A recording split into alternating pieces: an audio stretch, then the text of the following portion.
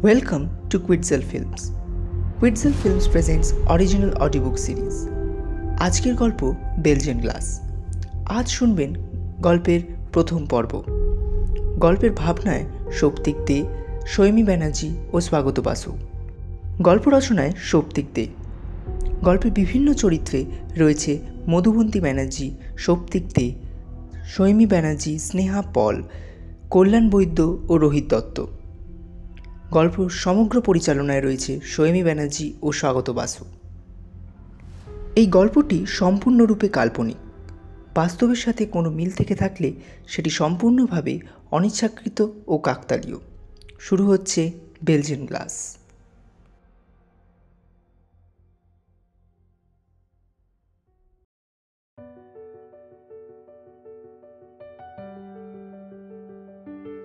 ডিসেম্বরের কালিম্পং শহরে ঠান্ডা বেশ ভালোই থাকে। এই কালিম্পং শহরের ভেতরেই কোনো এক ফাঁকা গ্রামে একটা বাংলোতে থাকে নবদম্পতি ভূমি ও অর্ণব। অর্ণবের একটা কাঠের কারখানা আছে, সেখানে কাজ করে তার বেশ ভালোই চলে। ভূমি কলকাতার মেয়ে, প্রেসিডেন্সি কলেজে ইংলিশ অনার্সের স্টুডেন্ট। ভূমি মেয়েটি খুবই শান্ত প্রকৃতির, সে নিজের জগতেই থাকতে ভালোবাসে। অন্যদিকে অর্ণব কাজের জন্যে অর্ধেক দিন বাড়িতেই থাকে না। ভূমি এই ব্যাপারটা নিয়ে মনে মনে কষ্ট পেলেও মুখ ফুটে একটি কথাও বলে না। কোনোদিন একটা প্রশ্নও করে না যে অর্ণব কী কাজ করে। সে ভেতর থেকে খুবই চাপা স্বভাবের। আজ তাদের ফার্স্ট অ্যানিভার্সারি, তাই অর্ণব ভূমিকে নিয়ে একটা অ্যান্টিক দোকানে এসেছে। ভূমির অ্যান্টিক জিনিস সংগ্রহের একটা বাতিক আছে। তারা দুজনে এদিক ওদিক ঘুরে দেখছে। ভূমি, এই ফ্লাওয়ার ভাসটা দেখো কি সুন্দর। হ্যাঁ। ভূমি আর কিছু বলল না, সে আবার অন্যদিকে ঘুরে দেখছে।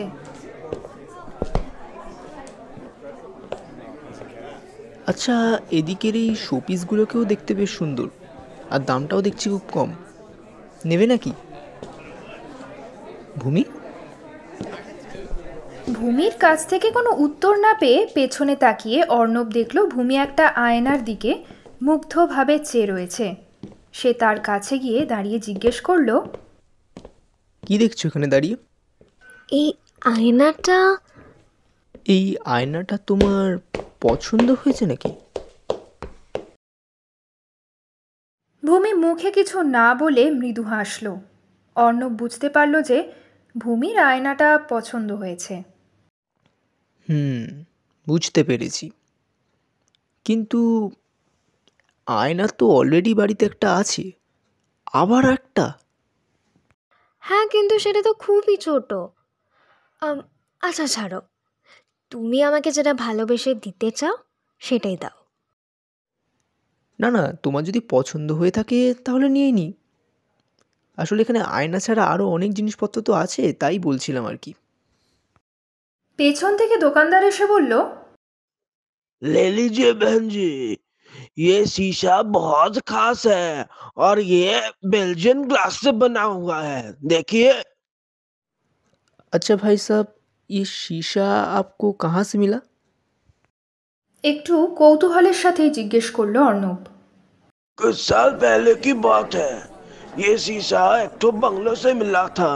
मैंने वहीं से ये नीलाम में खरीद लिया है। इसके पीछे शायद मालकिन का नाम भी लिखा है, जाया है शायद। ये शीशा उनके बहुत करीब के थे। आप लोग लेंगे ना, तो मैं बिल तैयार करता हूँ। अच्छा हाँ हाँ, आप बिल कर दीजिए। তারা আয়নাটা কিনে নিয়ে বাড়ি ফিরল। আয়নাটা দেখতে খুবই সাধারণ, কিন্তু কোথাও গিয়ে ভারী সুন্দর এবং অদ্ভুত। যে এই আয়নাটার দিকে তাকাবে সে যেন আর চোখ ফেরাতেই পারবে না। ভূমি সেটিকে তাদের ড্রয়িং রুমে রাখা একটা ইজি চেয়ারের পাশে রাখল। সে খুবই যত্ন করত আয়নাটার। দুদিন পর অর্ণব কাজের জন্যে শহরের বাইরে গেল। কোথায় গেল তা সে ভূমিকে বলেনি, আর ভূমিও তাকে আর জিজ্ঞেস করেনি। সাবধানে থেকো, নিজের খেয়াল রেখো, আমি তাড়াতাড়ি ফিরে আসবো। তুমিও সাবধানে যেও। বাই। ভূমি এই একাকিত্ব জীবন বেশ ভালো রকমই উপভোগ করছিল। সে প্রতিটা মুহূর্তে অর্ণবকে মিস করলেও তার কোথাও গিয়ে মনে হতো অর্ণব যেন তার সাথেই রয়েছে। অর্ণব খুব কম ফোন করতো ভূমিকে। ভূমি তাকে ডিস্টার্ব করতো না। কাজে ব্যস্ত বলেই হয়তো সে সময় করে উঠতে পারে না। একদিন ভূমি থাকতে না পেরে অর্ণবকে ফোন করলো।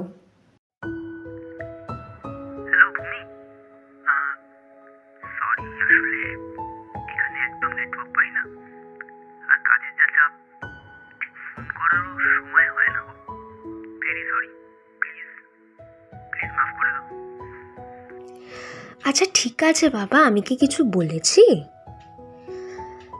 আমি জানি তুমি ব্যস্ত, তবে আজকে তোমাকে খুব মিস করছিলাম, তাই আর কিছু না ভেবেই তোমাকে কল করে ফেললাম।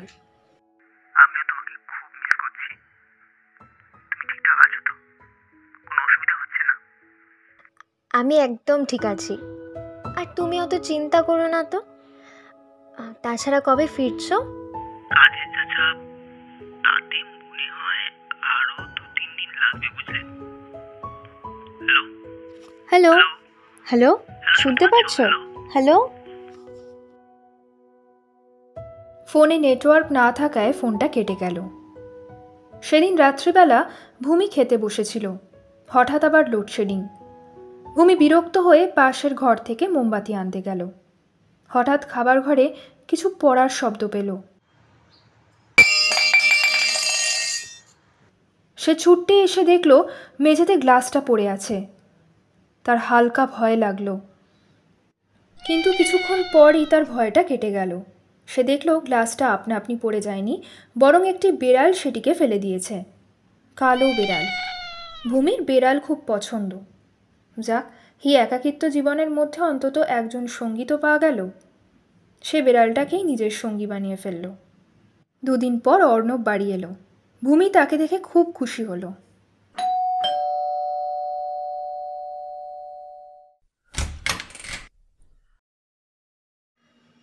তুমি চলে এসছো? জানো এই কদিনে কত কি হয়েছে? কি হয়েছে? এই দেখো, আমার নতুন বন্ধু, ওর নাম রেখেছি লুনা। তাই বলো? তুমি এমন করে বললে। বাবা, তোমার সাবস্টিটিউটটা তো বেশ ভালোই জুটিয়েছো দেখছি। উফ, কি যে বলো না, তোমাকে কেউ কখনো রিপ্লেস করতে পারবে না। এতটা বিশ্বাস করো আমায়? ইয়েস স্যার, খুব বিশ্বাস করি। আচ্ছা ছাড়ো তো এসব, চলো না আজকে বাইরে কোথাও ডিনার করে আসি। ওয়েদারটাও বেশ ভালো, এতদিন পর এলাম। আর তাছাড়া অ্যানিভার্সারির দিন তো ওয়েদার খারাপ থাকায় আর কেনাকাটার জন্যে বাইরে খাওয়াই হলো না। প্লিজ আজকে চলো খেয়ে আসি কোথাও। পরের দিন সকালে অর্ণব আবার কাজে বেরিয়ে গেল। সে 1 সপ্তাহ পর বাড়ি ফিরবে। ভূমি ঘরের কাজ ছেড়ে ছাদে গেল। ছাদে একটা ঘর আছে, স্টোর রুম টাইপের। ঘরটা অগোছালো পড়ে আছে, কতদিন পরিষ্কারই হয় না। সে ঠিক করলো ঘরটা পরিষ্কার করবে। পরিষ্কার করতে করতে একটা পুরনো ব্যাগ খুঁজে পেল। সে ব্যাগের মধ্যে রয়েছে কিছু টেপ রেকর্ডার আর কিছু ক্যাসেট। সে সেটা চালিয়ে দেখল, বেশ ভালোই চলছে। তারপর আরও কিছু খোঁজাখুঁজি করার পর একটা ডায়েরি পেল। সে সমস্ত জিনিসপত্র নিয়ে এসে নিচে নামল।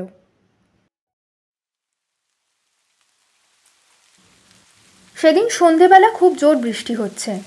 পাহাড়ি এলাকায় বৃষ্টি হলে ফোনে নেটওয়ার্কও থাকে না, আবার কারেন্টও থাকে না। ভূমি ড্রয়িং রুমে একটা মোমবাতি জ্বালিয়ে টেপ রেকর্ডারটা অন করে তাতে ক্যাসেটটা ঢোকালো।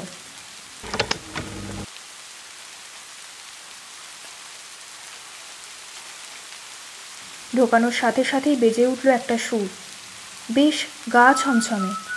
কিন্তু ভূমির বেশ ভালোই লাগছিল, পরিবেশটা বেশ অন্যরকম। সে ইজি চেয়ারটায় হেলান দিয়ে এক মনে সুরটা শুনে যাচ্ছিল।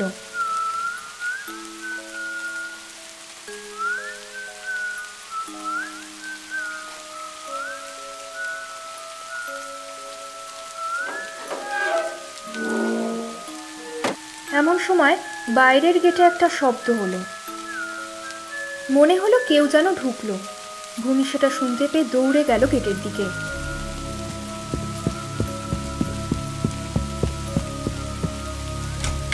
তার মনে হলো অর্ণব বুঝি ফিরে এসছে, কিন্তু গেটের সামনে যেতেই কই কেউ তো নেই। সে হতাশ হয়ে আবার ঘরের ভেতর চলে এলো। তারপর এসে সে ডায়েরিটা খুলে দেখল। ডায়েরির ভেতরে একটা নাম লেখা, জয়া। সে প্রথম পাতাটা খুলে দেখল। ডিয়ার ডায়েরি, আজকে এসে পৌঁছলাম কালিম্পংয়ে। এবারের ডিউটিটা একটু অন্যরকম। একটা স্মাগলিংয়ের কেসের উপরে রিপোর্টিং করতে পাঠিয়েছে। জানি না কতটা কি করতে পারবো, তবে হ্যাঁ, এইটুকু নিজের উপর বিশ্বাস আছে, এই স্মাগলিংয়ের গ্যাংটাকে ঠিক এক্সপোজ করতে পারবো। ভূমি পাতার পর পাতা পড়তে লাগলো। সে জানলো জয়া একজন সাংবাদিক। তারপর একটা জায়গায় এসে থমকে গেল। আজ কাজের সূত্রে আলাপ হলো এক ভদ্রলোকের সাথে। উনি একজন বিজনেসম্যান, নাম অর্ণব মজুমদার। এখানেই এক কাঠের ফ্যাক্টরির মালিক উনি এখানেই থাকেন। ভূমি আরও পড়তে লাগলো। বেশ কয়েক পাতা পড়ার সাথে সাথেই সে জানতে পারল এই অর্ণবই হলো ওর জীবনের অর্ণব। মনে মনে ভূমি হালকা কষ্ট পেল। জয়ার কথা অর্ণব তাকে কোনোদিনই জানায়নি। ডিয়ার ডায়েরি, আজ ফাইনালি আমার সাথে অর্ণবের বিয়ে ঠিক হয়ে গেল। আগামী মাসে আমাদের বিয়ে। অর্ণব আর জয়ার বিয়ের কথাও এখানে লেখা। অর্ণবের আগের পক্ষের একজন স্ত্রী আছে, আর সেই কথা অর্ণব ভূমিকে একটি বারের জন্যও জানায়নি। তার পরের পাতা সে উল্টে দেখল, তাতে লেখা তাদের বৈবাহিক জীবনের কিছু মুহূর্ত। বাবা, কি ব্যাপার, আজকে বিজনেসম্যানের এত জলদি আগমন? বিজনেসম্যানের আজকে কাজ খুব কম ছিল, বলতে গেলে ছিলই না, তাই সে ছুট্টে বাড়ি চলে এলো। আচ্ছা ঠিক আছে, তবে এবারে ফ্রেশ হয়ে নিয়ে খেতে বসা যাক। হ্যাঁ, তবে আজ মেনুতে কি আছে? Your favorite, এক তরকা অ্যান্ড রুটি। অর্ণব তো ভূমিকে বলেছিল যে ওর ফেভারিট ডিশ পনির পাসিন্দা। ভূমি পড়তে লাগলো।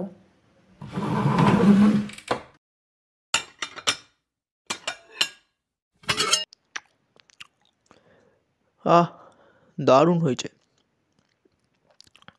আচ্ছা বলছি, নেক্সট উইক কয়েকদিন ছুটি পাচ্ছি, কোথাও ঘুরে আসা যায়? হ্যাঁ, যাওয়াই যায়। Any suggestion? Let's go to some offbeat places like Lepcha জগৎ বা চটকপুর। ওই জায়গাগুলো তো যাওয়াই যায়। নাইস। আচ্ছা বাই দ্য ওয়ে, তোমার কাজ কেমন চলছে? ধুর, ওই কাজটা আমি ড্রপ করে দিয়েছি। যত সব ফালতু কাজ দিয়ে দেয়। তা ভালো করেছো, খুব রিস্কির কাজ। হ্যাঁ। পড়তে পড়তে ভূমি ঘড়ির দিকে তাকাতেই দেখলো অনেকটা রাত হয়ে গেছে। সে ডায়েরিটা যত্ন করে একটা জায়গায় রেখে দিল। তারপর খেয়ে দিয়ে শুয়ে পড়ল, কিন্তু তার কিছুতেই ঘুম আসছে না। সে আবার উঠে পড়ে ডায়েরিটা পড়তে বসলো। উফ, এইটুকু একটা ঘর আর তাতে একটা এত বড় আয়না, কোনো মানে হয়? সো হোয়াট, তাই বলে কি ঘরে একটা আয়না থাকবে না? আচ্ছা বাবা, ঠিক আছে, আমারই ভুল, সরি। কিন্তু কি এমন আছে এই আয়নাটাতে? মানছি বেলজিয়ান গ্লাসের নয় তৈরি, কিন্তু আর what is so special about it? You wouldn't get it. সরো তো। ভূমি বুঝতে পারল যে যেই আয়নাটা এখন ওদের ড্রয়িং রুমে রাখা, সেই আয়নাটাই ছিল জয়ার। হ্যাঁ, আয়নাতে তো জয়ার নামও লেখা আছে, কিন্তু সেই আয়নাটা আবার অ্যান্টিক দোকানে চলে গেল কি করে? ভূমির কৌতূহল বেড়েই চলেছে। সে আরও পড়তে লাগলো। পড়তে পড়তে বুঝলো যে অর্ণব আর জয়া আগে একটা অন্য বাড়িতে থাকতো। ডিয়ার ডায়েরি, কয়েকদিন হলো অর্ণবকে একটু অন্যরকম লাগছে। মনে হলো কিছু একটা নিয়ে খুব চিন্তিত।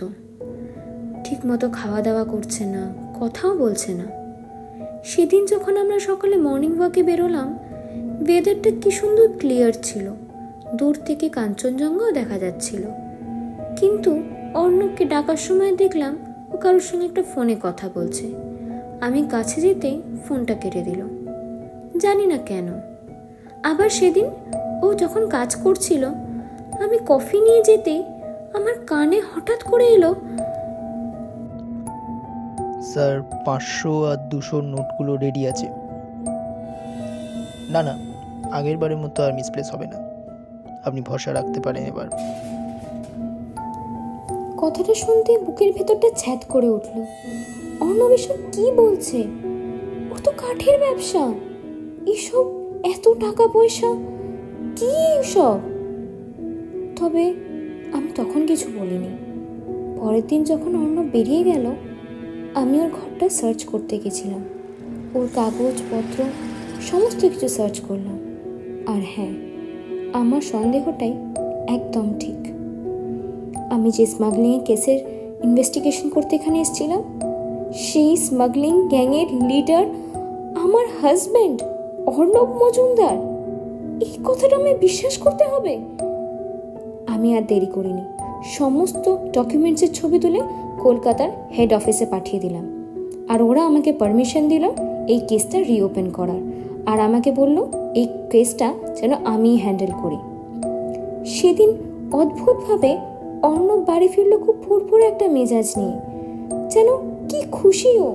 এতদিনের চিন্তা যেন আজ একদমই শেষ। আমি বুঝতেই পারছিলাম না এই মানুষটা যাকে আমি বিয়ে করেছি। তবে মনটা শক্ত করে আমি নর্মালি ওর সঙ্গে বিহেভ করলাম। জয়া, কাল সকাল সকাল বেরিয়ে যাব বুঝলে, আর ফিরতেও খুব রাত হবে, কাজের অনেক চাপ। আচ্ছা ঠিক আছে, তবে বেশি রাত করো না, পাহাড়ি রাস্তা তো ভালো না। আরে বাবা, এত চিন্তা করো না, আমার কিচ্ছু হবে না। ডিয়ার ডায়েরি, আজ একটা খুব বড় কাজে যাচ্ছি। আজ আমি অর্ণবকে ফলো করব ওর ফ্যাক্টরি অবধি। আর জানি না আজ কি ঘটবে, তবে হ্যাঁ, যাই ঘটুক না কেন আমি সব কিছু আমার এই টেপ রেকর্ডারে রেকর্ড করে নেব। জানি না এরপরে তোমাকে আর লিখতে পারবো কিনা, বা এই আয়নাটায় আর নিজেকে দেখতে পাবো কিনা। তবে হ্যাঁ, আজ যাই হোক না কেন নিজের কাজটা শেষ করেই ফিরব। ডায়েরিটা শেষ হয়ে গেল। ভূমি এরপর একে একে রেকর্ডিংগুলো চালিয়ে শুনতে লাগলো।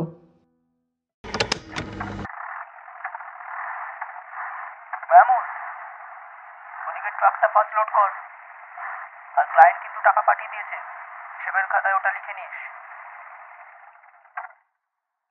ও, এই হচ্ছে তোমার সেই কাঠের ব্যবসা? জয়া, তুমি এখানে কি করে এলে? তুমি হয়তো এটা মাঝে মাঝেই ভুলে যাও যে আমি একজন জার্নালিস্ট। যেখানে পুলিশে ঢুকতে পারে না, সেখানে আমরা ঠিক ঢুকে যাই। ছি অর্ণব মজুমদার, ছি। শেষমেশ তুমি। আমি ভাবতেই পারছি না, আমি যেই মানুষটাকে বিয়ে করেছি, যার সাথে সংসার করেছি, আজকে সেই মানুষটা। ছি, তোমায় বিশ্বাস করেছিলাম। আমি ভেবেছিলাম তুমি একজন সৎ মানুষ। আমি ভুলেই গেছিলাম যে কাছের মানুষরাই সব থেকে বড় বিশ্বাসঘাতক হয়। I can't believe this, Arnab. ছি। জয়া, তুমি এখান থেকে চলে যাও, আর ওই রেকর্ডারটা আমার হাতে দিয়ে যাও। দিয়ে যাও বলছি। এই রেকর্ডারটা তোমার হাতে নয়, পুলিশের হাতে যাবে, আর এক্ষুনি। Jaya, don't insist me to become worst. তোমার কোনো আইডিয়া নেই যে আমি কতটা খারাপ হতে পারি। করবে তুমি আমার? মারবে? মেরে ফেলবে? মেরে ফেলো অর্ণব, মেরে ফেলো।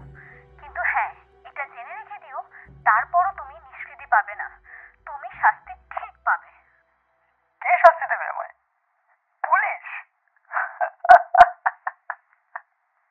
What a joke, what a joke.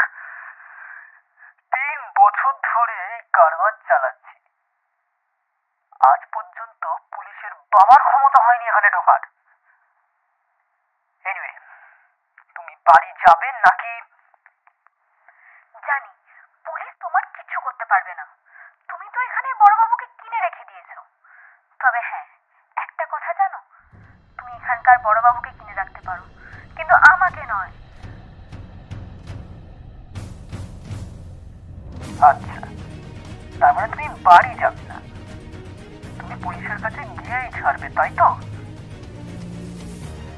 যাও যাও পুলিশের কাছে, প্লিজ যাও, পুলিশের কাছে যাবে তো, যাও যাও পুলিশের কাছে যাবে তো, যাও না, যাও পুলিশের কাছে যাও।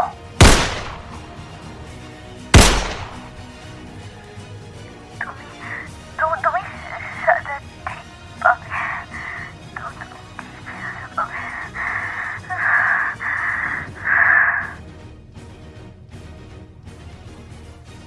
যাবি না পুলিশের কাছে? হ্যাঁ, যা এবার পুলিশের কাছে যা। হ্যাঁ, পুলিশের কাছে যাবে। অর্ণব মজুমদারের পেছনে লাগার ফল হাড়ে হাড়ে টের পেয়েছে।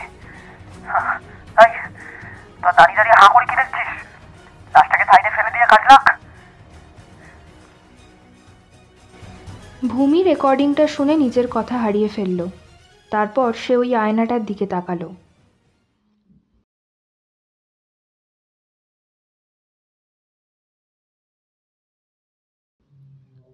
এরপর কেটে গেছে 1 সপ্তাহ। অর্ণব কাজ ছেড়ে বাড়ি ফিরেছে, কিন্তু ভূমির মুখে কোনো অভিব্যক্তি নেই। সে সব কিছু জেনেও অর্ণবকে কোনো প্রশ্নও করল না, তার সঙ্গে বেশ ভালোভাবেই কথা বলল। নেক্সট উইক কয়েকদিন ছুটি নেব, কোথাও ঘুরতে যাওয়া যায়? যাওয়াই যায়। Any suggestion? Offbeat places like Lepcha জগৎ বা চটকপুর। কথাটা শোনার পর অর্ণব হালকা অন্যমনস্ক হয়ে পড়ল। ভূমি তাকে হালকা ঝাঁকিয়ে বলল, কি হলো? না, কিছু না। ও, তোমাকে তো বলাই হয়নি। এর মধ্যে একদিন আমি ছাদের ঘরে যাই, সেইখান থেকে একটা ক্যাসেট আর একটা টেপ রেকর্ডার পেলাম।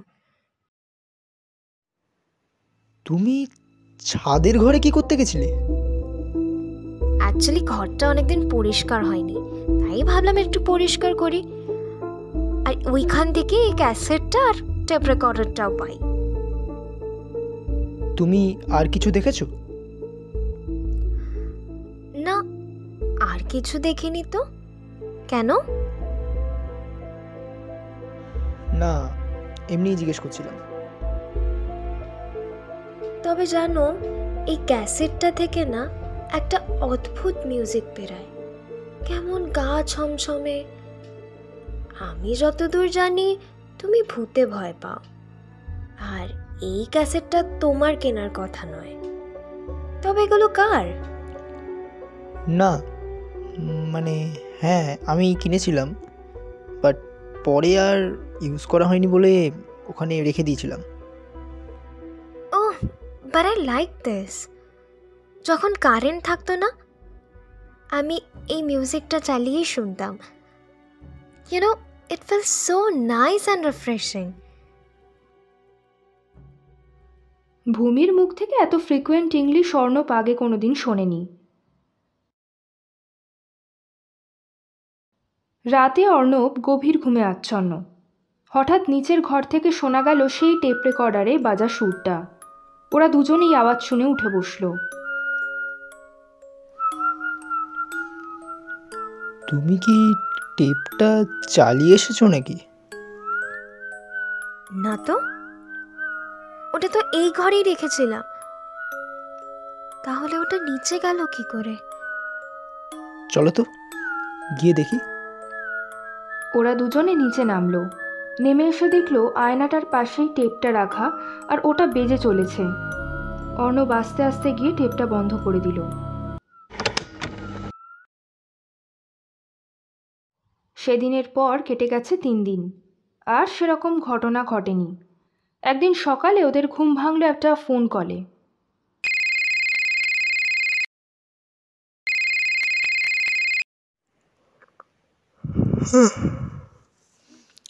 হ্যালো। হ্যালো, আমি কি অর্ণব মুখার্জির সাথে কথা বলছি? বলছি, আপনি কে?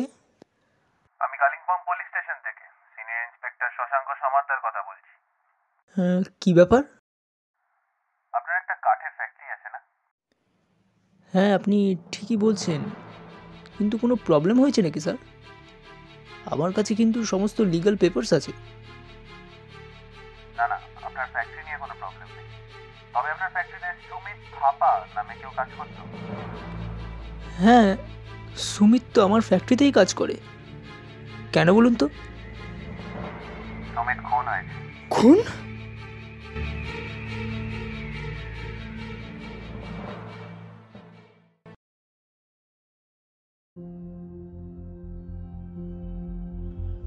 শুনছিলেন বেলজেন ক্লাসের প্রথম পর্ব। গল্পের ভাবনায় শৌক্তিক দে, সৈমী ব্যানার্জি ও স্বাগত বাসু। গল্প রচনায় শৌক্তিক দে, গল্প পাঠে মধুবন্তী ব্যানার্জি। অর্ণবের ভূমিকায় শৌক্তিক দে, ভূমির ভূমিকায় স্নেহা পল, জয়ার ভূমিকায় সৈমী ব্যানার্জি, ইন্সপেক্টর সমাদ্দারের ভূমিকায় কল্যাণ বৈদ্য, দোকানদারের ভূমিকায় রোহিত দত্ত। সমগ্র পরিচালনায় সৈমী ব্যানার্জি ও Swagata Basu. Edit and sound designing Shouktik De. Background music Shouktik De ও সৈমী ব্যানার্জি। পোস্টার ডিজাইন স্বাগত বাসু ও শৌক্তিক দে। আমরা খুব শীঘ্রই ফিরে আসবো এই গল্পের দ্বিতীয় পর্ব নিয়ে। সবাই ভালো থাকবেন। অসংখ্য ধন্যবাদ।